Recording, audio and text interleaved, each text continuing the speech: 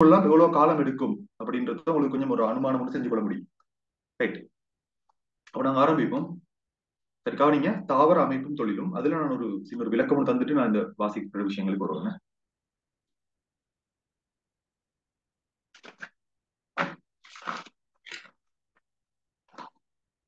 சரி, கவனிங்க. இப்ப நான் தாவரங்களை கொஞ்சம் நீங்க நான் இதை கொஞ்சம் பெருசாகி விடுறேன்.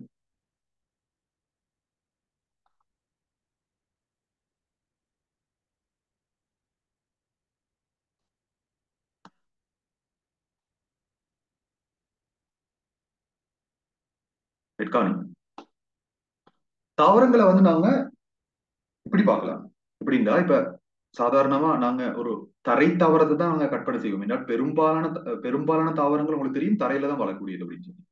அப்ப தரை தாவரம் மட்டும் தான் நாங்க உண்மையிலே தாவரத்துக்காக உதாரணமா எடுக்கிறேன். சரியா? இப்ப தாவரம் மட்டும் ஒரு கட்டமைப்பை நீங்க பாத்தீங்கன்னா, சரி, அதுக்கு ரெண்டு பகுதிகள் இருக்கிற, இல்லாட்டி ரெண்டு தொகுதிகள் இருக்கிற. சரியா? ஒன்றுக்கு நாங்க சொல்லுவோம் அங்குர தொகுதின்னு சொல்லி. அங்குர தொகுதின்னு சொன்னால் இந்த நிலமட்டத்துக்கு மேலால் உள்ள அவ்வளோ பகுதிகளையும் சேர்த்து நாங்க உண்டா சொல்றோம் என்றால் அங்குர தொகுதி அப்படின்னு சொல்லி. அங்குர தொகுதி. சரியா? நிலமட்டத்துக்கு மேல இதான் நிலமட்டம். நீங்களே நிலமட்டத்துக்கு மேலுள்ள தாவரத்துல பகுதி எல்லாத்தையும் மொத்தமா சேர்த்து நாங்க சொல்ற வந்து அங்குர தொகுதின்னு சொல்லி. அதுவரை நிலமட்டத்துக்கு கீழுள்ள தாவரத்தின் பகுதிகளை மொத்தமா சேர்த்து நாங்க சொல்லுவோம் வேறு தொகுதின்னு சொல்லுவோம். வேறு தொகுதின்னு சொல்லுவோம். ஏட்டா, நிலமட்டத்துக்கு மேலாண்டா அங்குர தொகுதி, நிலமட்டத்துக்கு கீழண்டா வேறு தொகுதி. சரியா? அப்ப இப்ப அங்குர தொகுதி எடுத்தாண்டா அது ஒரு தொகுதி தானே. அப்ப அதுல நிறைய அங்கங்கள் இருக்கும். அப்படித்தானே? இப்ப மனுஷன்ல வந்து நாங்க சுற்றோட்ட தொகுதின்னு சொல்லி எடுத்தா, குருதி சுற்றோட்ட தொகுதின்னு எடுத்தான்னு சொன்னா அதுல இதயம்ன்றது ஒரு அங்கம். நாளம், நாடி இப்படியான அங்கங்கள் காணப்படுது. ரைட்டா? அதே மாதிரிதான் தாவரங்கள்ல அங்குர தொகுதின்றது ஒரு அங்க தொகுதி உண்டு. அங்க தொகுதியில அங்கங்கள் காணப்படும் தானே. அதே மாதிரிதான் அங்குர தொகுதியில தண்டுன்றது ஒரு அங்கம், இலைன்றது ஒரு அங்கம். சரியா? பூக்கள் ஒரு அங்கம். அங்கங்கள், பூக்கள், பூக்கள்னு சொல்றது. சரியா? வேற என்ன? வேற என்ன காணப்படலாம்? அரும்புகள் காணப்படலாம். சரியா? சின்ன அரும்புகள், கக்க அரும்புகள் எல்லாம் சொல்லுவேன் நாங்க. உச்சி அரும்புகள், கக்க அரும்புகள் எல்லாம் அதெல்லாம் அப்படி காணப்படும். அதே மாதிரி வேறு தொகுதியை பொறுத்தவரையில வேர்கள் தான் மெயினா காணப்படுற வேர்கள் தான் காணப்படுது. சில தாவரங்கள்ல ஆணி வேறு பக்க வேர்கள் இருக்கும், சில தாவரங்கள்ல பக்க வேர்கள் மட்டும் இருக்கும். அவங்கள் அதாவது வேர்கள் நாரூறு வேர்கள்னு சொல்லக்கூடிய ஒரு சிஸ்டம் ஒன்று இருக்கும். அதே மாதிரி வேர் மயிர்கள்.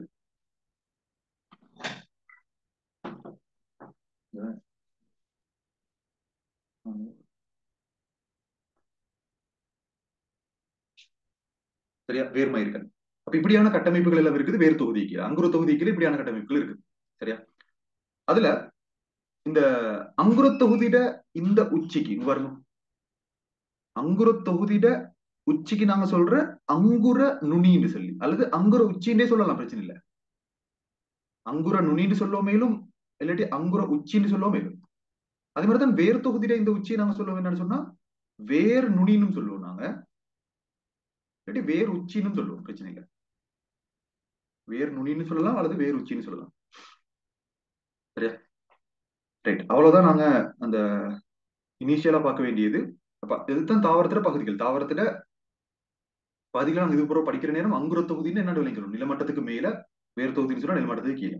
அங்குர தொகுதியில காணப்படக்கூடிய அங்கங்கள் சொல்லி வரப்பல தண்டு, இலை, பூக்கள் இதெல்லாம் வந்து அங்கங்களாக்குறது நாங்க, அரும்புகள் இதெல்லாம் வந்து அங்கங்களாக்குறது ஒண்ணு. ரைட்டா? அதோட இன்னொரு விஷயம் நான் இன்னைக்கு சொல்லிட்டே போறேன். அந்த உங்களுக்கு தெரியும், நான் ஏற்கனவே நான் அங்கெல்லாம் படிச்சுக்கிற ஒரு விஷயம் தான் இந்த இலையம் என்றால் என்ன அப்படின்றது. சரியா? இலையம், இலையம்ன்றது என்னன்னு சொன்னால் நாங்க ஏற்கனவே ஒரு ஐடியா எடுத்து வச்சுக்கிறேன். ரைட்டா? களங்கள் நிறைய சேர்ந்து, சரியா, களங்கள் நிறைய சேர்ந்து, இப்ப ஒரு களமோடு இருக்குதுண்டா அந்த மாதிரி களங்கள் நிறைய சேர்ந்து, சரியா, நிறைய சேர்ந்து களங்கள் நிறைய சேர்ந்து, அப்படி களங்கள் நிறைய சேர்ற நேரம் ஒரு வகையான களம் சேரும் மேலும், ஒரே வகையான களங்கள் சேரும் மேலும், சரியா, அல்லது பல வகையான களங்கள் சேரும் மேலும். பல வகையான களங்கள் சேர்ந்து, இல்லாட்டி ஒரு வகையான களங்கள் சேர்ந்து, ஒரு வகையான பல களங்கள் அல்லது பல வகையான பல களங்கள். ஒரு வகையான களங்கள் சேர்ந்து இளையம் உருவாக மேலும், பல வகையான களங்கள் சேர்ந்து இளையம் உருவாக மேலும். சரியா? அப்படி ஒரு வகையான அல்லது பல வகையான களங்கள் சேர்ந்து ஒரு தொழில் அதேதான். செய்யோ மேலும், இல்லாட்டி பல தொழில்களை செய்யோ மேலும். சரியா? அப்ப இளையம்னு சொன்னா என்னென்றால் ஒரு தொழில், ஒரு குறிப்பிட்ட தொழில் அல்லது பல தொழில்களை செய்வதற்கு சிரத்தல் அடைந்த, சரியா, ஒரு வகையான அல்லது பல வகையான கலங்கள்ட கூட்டம் இலை என்று சொல்லப்படும். கலங்கள்ட கூட்டம்னு தான் சொல்லணும் நாம. கலங்கள்ட கூட்டம், அந்த கலங்கள்ட கூட்டத்துள்ளுக்கு ஒரே வகையான கலங்களும் இருக்கலாம், பல வகையான கலங்களும் இருக்கலாம். சரியா? அதே மாதிரி ஒரு இளையத்தால ஒரு தொழில் மட்டும் செய்ய முடியும், ஒன்றுக்கு மேற்பட்ட தொழில்களை செய்ய முடியும். ஒரு தொழில் அல்லது ஒன்றுக்கு மேற்பட்ட தொழில்களை செய்ய முடியும். சரியா? ரைட்.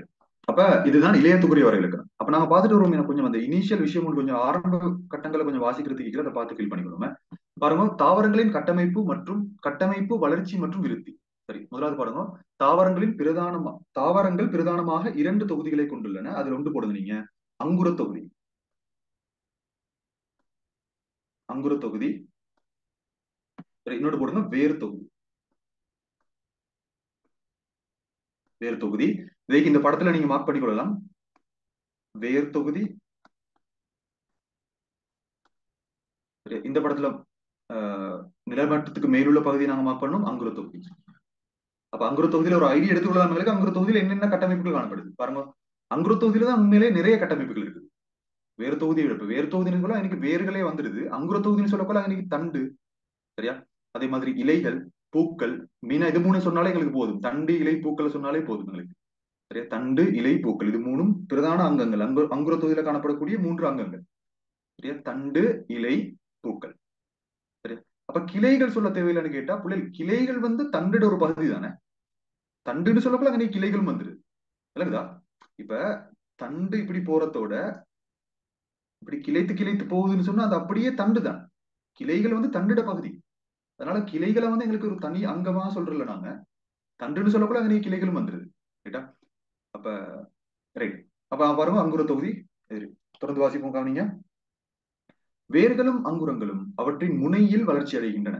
ஆனா இன்னொரு விஷயம் சொல்லப்பட்டிருக்குது என்னன்னா, இப்ப பாருங்க, நான் முனைகளை பத்தி உங்களுக்கு சொன்னேனே. இந்த முனைகளை பத்தி சொன்ன அங்குர நுனி அல்லது அங்குர உச்சின்னு சொல்லிக்கிறேன். அதே மாதிரி வேர் நுனி அல்லது வேர் உச்சின்னு சொல்லிக்கிறேன். அப்ப இங்க என்ன செய்யணும்னு சொன்னால், இந்த இடத்துல சரியா விசேடமான ஒரு கலக்கூட்டம் ஒன்று காணப்படும். அந்த கலக்கூட்டங்களுக்கு நாங்க சொல்ற வந்து பிரி இலையங்கள் சொல்லி. சரியா? அதுலயும் விசேடமா சொல்லுவாங்க உச்சி பிரியிலை என்று சொல்லுவாங்க. இந்த ரெண்டு உச்சிகளையும் காணப்படும், மேலுள்ள உச்சிலையும் கீழுள்ள உச்சிலையும். இந்த கலங்கள் ரைட்டா, அதுக்கு பிரியிலை என்று பேர் வாரத்துக்கு காரணம் என்னென்றால் அது பிரிந்து பிரிந்து பிரிந்து பிரிந்து புதிய கலங்களை உருவாக்குற தன்மை உண்டு. ரைட்டா? பிரியிலைங்கள் பேர் வாரத்துக்கு காரணமே அதான், பிரியக்கூடியவை. அப்ப அந்த கலங்கள் பிரிஞ்சு பிரிஞ்சு புதிய கலங்களை உருவாக்க கொள்ள அந்த நுனி நீண்டு கொண்டு போற நுனி நீள கொள்ள அந்த அங்குர தொகுதி முழுமையா நீண்டு கொண்டு போற. அப்ப அங்குர தொகுதியிட நீளம் அதிகரிக்கப்பட்டதுக்கும் சரி, இப்ப அங்குர